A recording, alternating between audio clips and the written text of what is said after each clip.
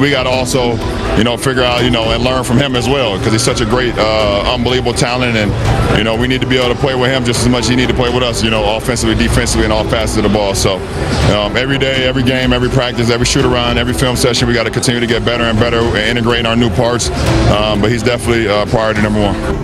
I think Luka needs to be the guy that controls the offense. Luka Doncic's move to the Lakers was supposed to create an unstoppable duo, but instead, it sparked a major debate.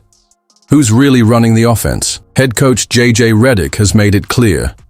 Luka should take the lead. But does that mean sidelining LeBron James, a player who's controlled every offense he's been part of?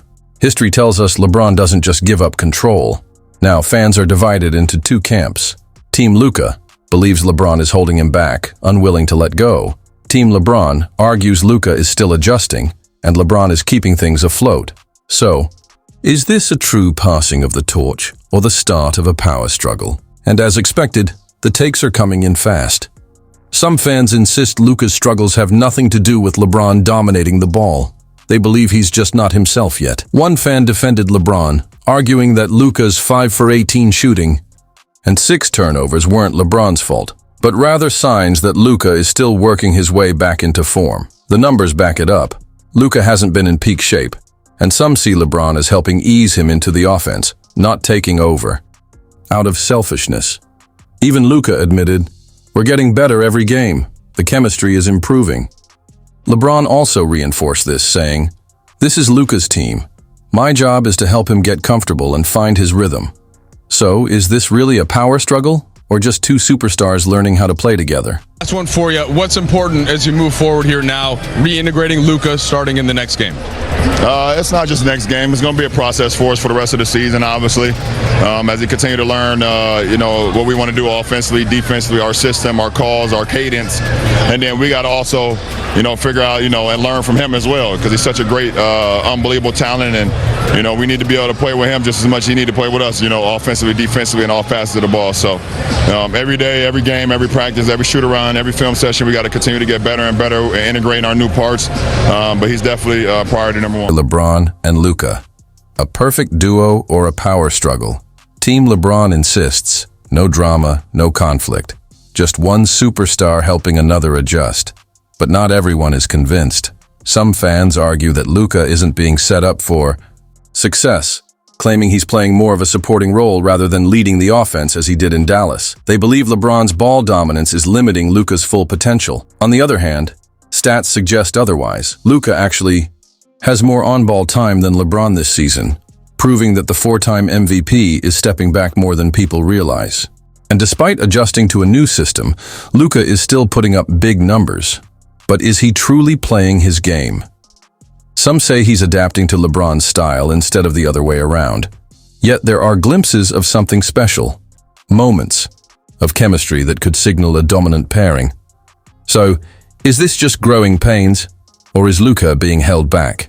The debate isn't slowing down anytime soon. To fit out with this team. I mean, it's, like I said before, it's special. For him to say something like that, it just feels amazing, give him confidence. And, after that speech, it was chills. So I was just happy to be part of it. Even Luka himself acknowledged LeBron's gesture of respect when he was given the final introduction in the Lakers' starting lineup, a spot usually reserved for the team's biggest star. Luka later revealed that LeBron even texted him about it beforehand, making it clear this was a deliberate sign of appreciation.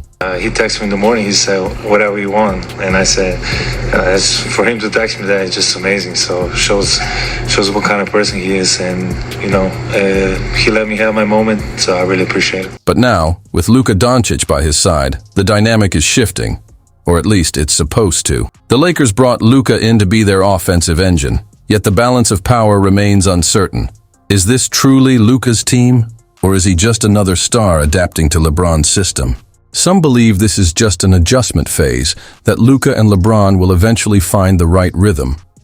Others fear history is repeating itself, that Luka, like past co-stars, will have to sacrifice parts of his game to fit alongside LeBron. So, what happens next? Will LeBron fully embrace a secondary role? Or will Luka be forced to change the way he plays? The answer to that question could determine just how far this Lakers experiment goes. One thing is certain, this story is far from over. On the other hand, LeBron's supporters argue that this narrative is overblown. They point out that Luka still has one of the highest usage rates on the team and that LeBron is actively trying to help him settle in.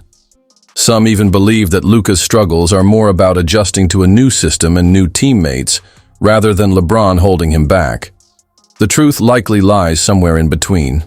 Luka is used to being the unquestioned focal point of an offense, and learning to share the floor with another high-usage superstar is an adjustment, just as it was for players like Dwyane Wade and Kyrie Irving before him. The real question isn't whether Luka can still be great, but whether he can be the best version of himself in this system. Is this just growing pains, or is Luka's game being compromised? One thing is for sure, the pressure is on for the Lakers to figure it out because expectations are sky high and patience won't last forever.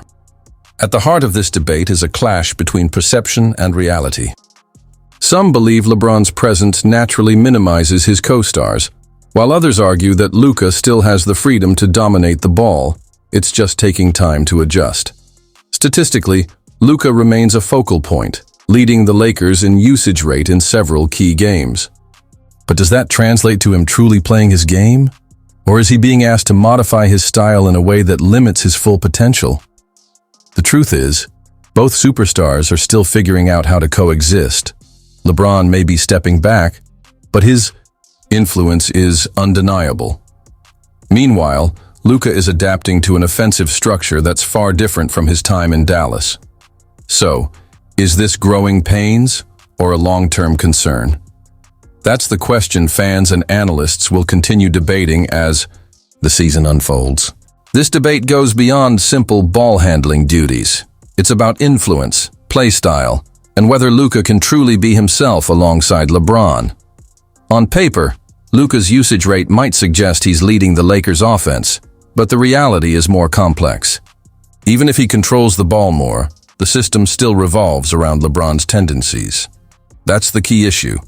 Can Luka fully dictate the game, or is he just another high-usage player within a LeBron-centric structure? For years, we've seen stars adapt to playing alongside LeBron rather than the other way around.